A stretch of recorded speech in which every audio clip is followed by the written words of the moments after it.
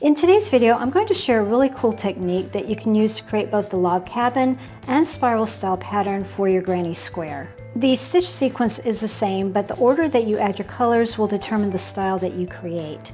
So first I'll share step-by-step how to do the sequence, and then I'll share some tips on how to place your colors to add different effects. One of the things that I really love about this pattern is that it's reversible, meaning it looks the same on each side. And an added benefit to this is that your square is not going to skew the bigger that it gets. So you can actually just keep going around and around to complete a full blanket. As always, there are timestamps along the progress line so you can skip to your point of interest. So let's get started. This square was completed with worsted weight cotton yarn, size 4, with a 4mm hook. And just for gauge, this little square came out to 4 by 4 inches. First, we're going to begin with 2 rounds of a basic granny square, and then the sequence is going to start on round 3. After round 3, you'll have something that looks like this, 4 different blocks of color.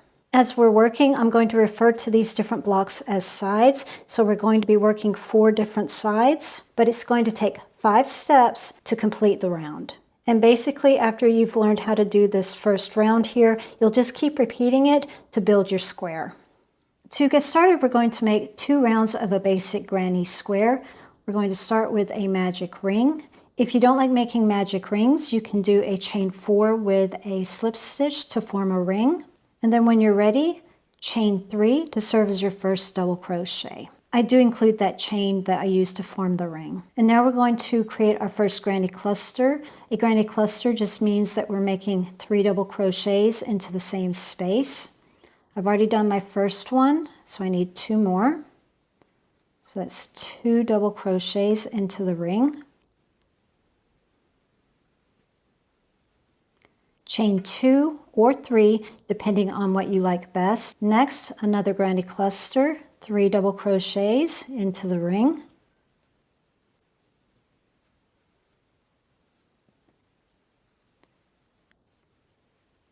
Chain 2 or 3, and then another cluster.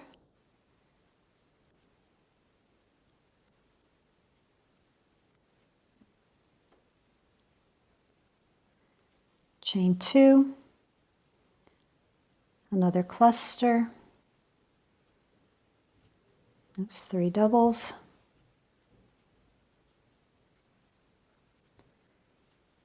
then chain 2 one more time, and then to complete round 1, do a slip stitch into the top of your first chain 2 or 3.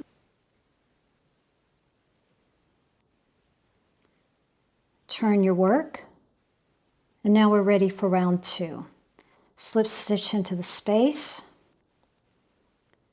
chain 3 to serve as your first double crochet. We're working a corner, so we're going to do 2 more doubles to form the first half of our corner. Chain 2, and then another cluster into the same space. 3 double crochets.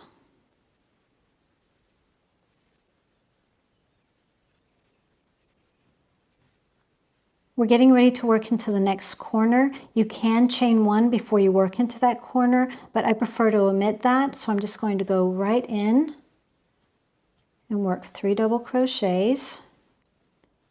Again, that's just how I prefer to do my granny squares, but you may prefer that chain in the middle. Chain 2, 3 more double crochets into the same corner.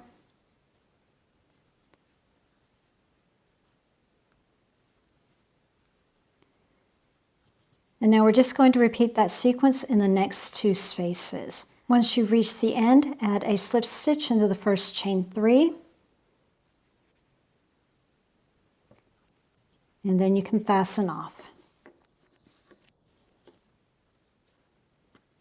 I'm going to go ahead and weave in this tail, but I'm going to leave the center tail as it is because I use it to help me keep a check on whether I'm on the front or the back of my work. You'll notice here that I used a base color that is different from the rest of the project, and that's because it's a lot easier to follow the pattern with this being a separate color. You can absolutely incorporate this color into the rest of your blanket or project, but I'll talk more about that later when we get to that section. So for now, I would recommend that you choose 4 new colors to work this pattern. And as we're working this, I'm just going to say ahead of time, trust the process. To begin, add a slip knot to your hook, and then chain 2.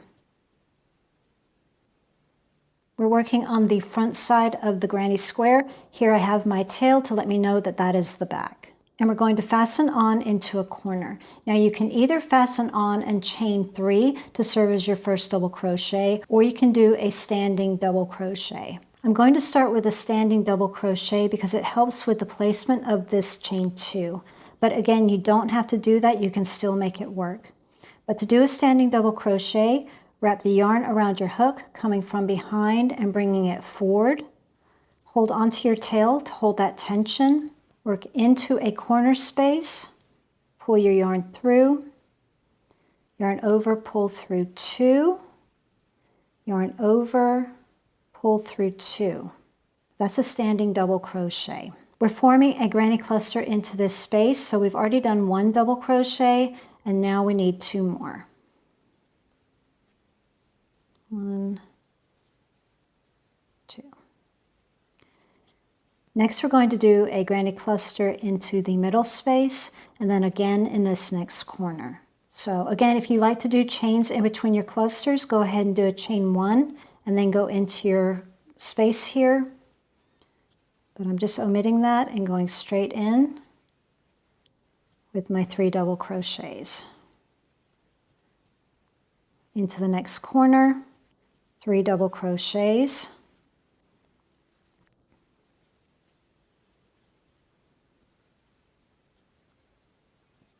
Now we're done with side 1 for now. We're putting it on hold.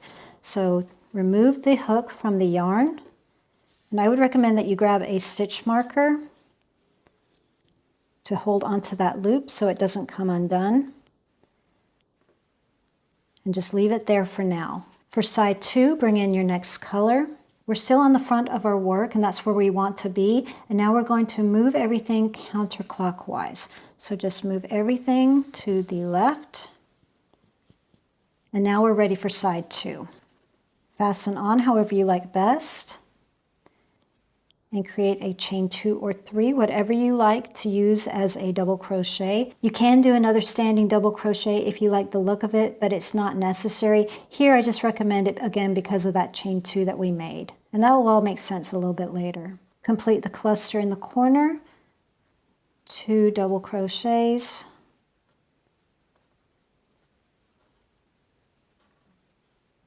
Now we're going to create a cluster in this space and then in this space.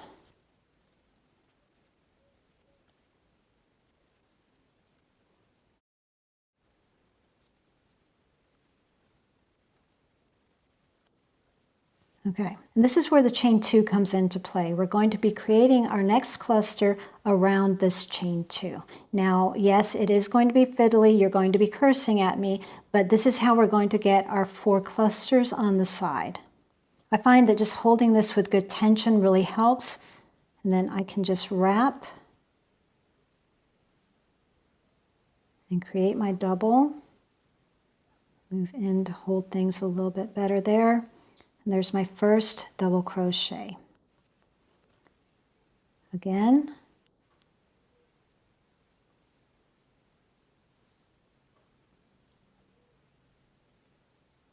I just scoot it over. We're doing 1 more.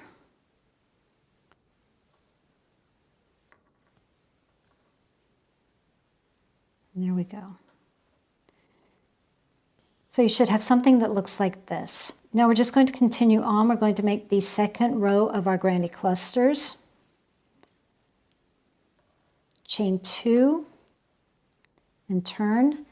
If you're finding things are working too tightly, you can change that to a chain 3. And now we're going to do another row of granny clusters working into these available spaces. 1, 2, 3.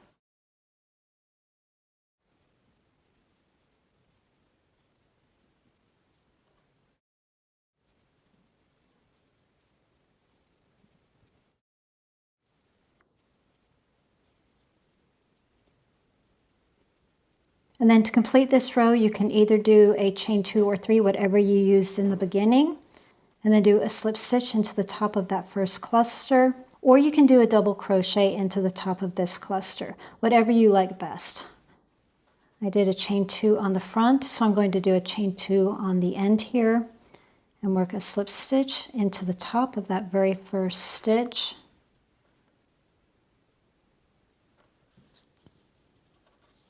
And we're all done. Fasten off.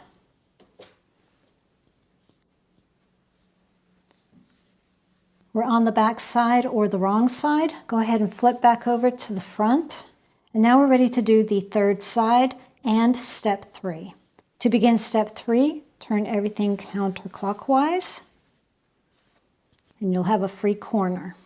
Bring in your next color and we're going to repeat the process pretty much. Add a slip knot to your hook. Work a granny cluster into the first corner, fastening on and creating your first chain to the height of a double crochet. 2 more doubles.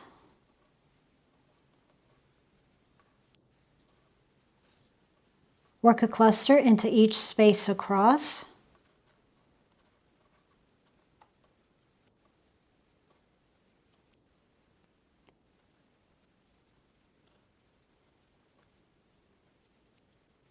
One final cluster in the corner.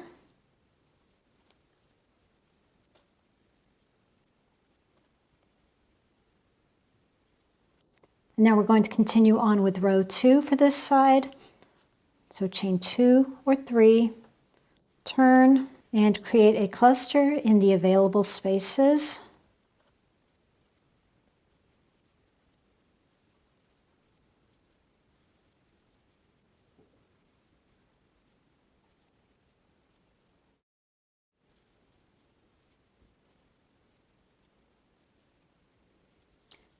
And then when you reach the end, we're creating a corner, so you can either do that with a double crochet, chain 2, chain 3, whatever you like. I'm doing a chain 2, and then do a slip stitch into the top of that very first stitch.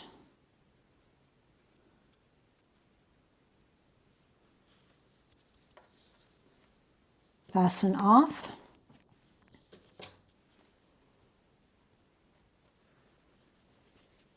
And then turn your work so you're back on the front. We're ready for side 4 and step 4, so move everything counterclockwise and grab your next color. For side 4, we're doing the exact same thing that we did before. We're just creating clusters into these spaces. Don't worry about this, just ignore it for now. So creating our slip knot on our hook, add your 3 double crochets into the corner.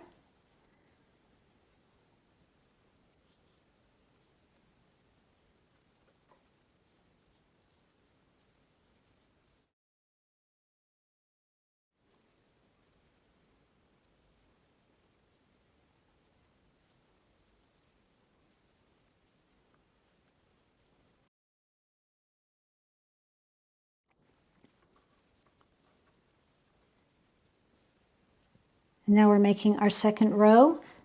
So chain up, 2 or 3, turn, and then work into the available spaces. You know the drill. 3 double crochets in each space.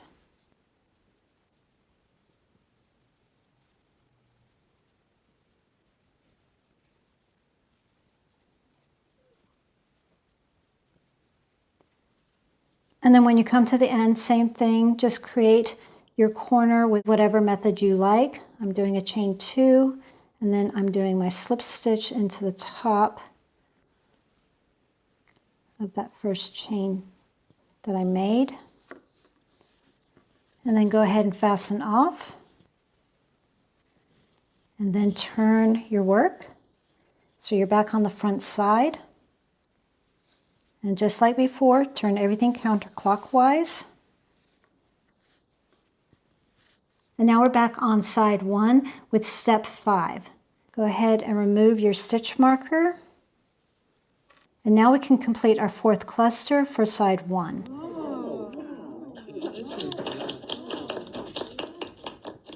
Three double crochets.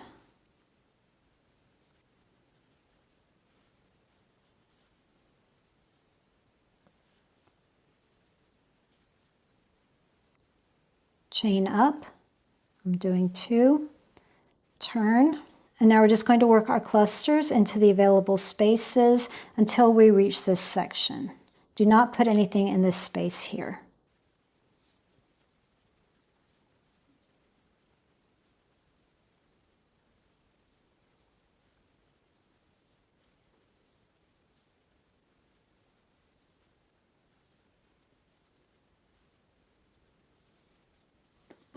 And you'll have something that looks like this. And now we're going to fasten off, and we're actually going to attach these together to form our square. And we'll be doing this by weaving those ends in. So grab your favorite tapestry needle or needle for weaving in ends. And I'll show you how I like to do this. I take one of the tails and I weave it into the cluster on that chain 2.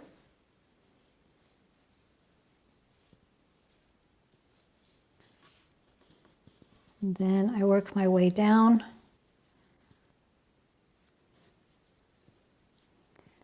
trying to get to a nice meaty area to hide that end.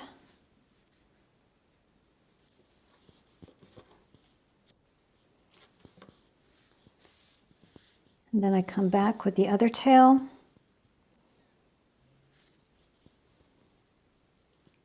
Coming across.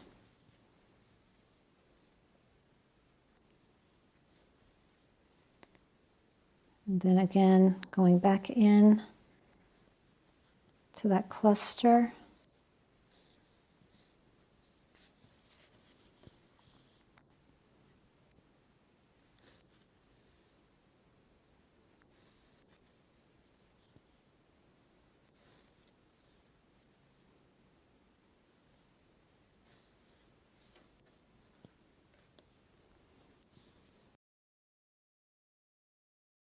Now you can stop here and then just make multiples of this and join them together, or you can continue on to make a bigger square or even a complete blanket. To continue on and make your square bigger, you're just going to repeat round 3 with the 5 steps. So let's go ahead and talk about color placement, because this determines if you're creating a log cabin style effect or a spiral effect. For the log cabin and the spiral, you're going to be using the same method of working counterclockwise, but the order that you use your colors is going to be slightly different. If you're doing the log cabin, you don't even have to have anything in order. You can just kind of wing it, just use a bunch of colors and really do whatever you want. But if you do want it to have a little bit of order, I do have a couple of tips here. One thing that I found made it very easy was just to have a base color that was separate from the rest, and then I just chose 4 colors to work the rest of the project. So what I did to keep things organized was I chose this color on the side here as my first color for the next round. After I completed it, I turned everything counterclockwise, and then I did the same thing again. Here's the baby blue here, and that's what I used for my next side. Once I completed that and turned everything counterclockwise, I used the next color that I see here on the side as my next side for the next round. Again, the purple up here on top. And then I just continue to do that round after round. Now, if you want to incorporate that main color, you absolutely can. Here's a sample here where I did that. And it's pretty much the same concept, but the only difference here is that you're going to replace one of your 4 colors with the base color. So you really only need 3 more colors. You can have a lot of fun with the spiral effect. You can do 2 colors, 3 colors, 4 colors, really whatever you want to do. You'll be following along with the pattern exactly the same, but this time as you're choosing your colors, you want to make sure that they're touching. So for example, here, starting round 4, I would make sure that I'm starting with this baby blue color and then working my first step and side 1. And then I'll go counterclockwise. And again, the same thing.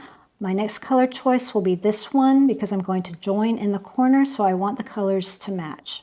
Counterclockwise. I'll make sure it's this color. Counterclockwise, and then it's this color. And this is naturally going to create your spiral for you. I did 3 different kinds of spirals, and I'll go ahead and bring them onto the camera with the color sequence labeled.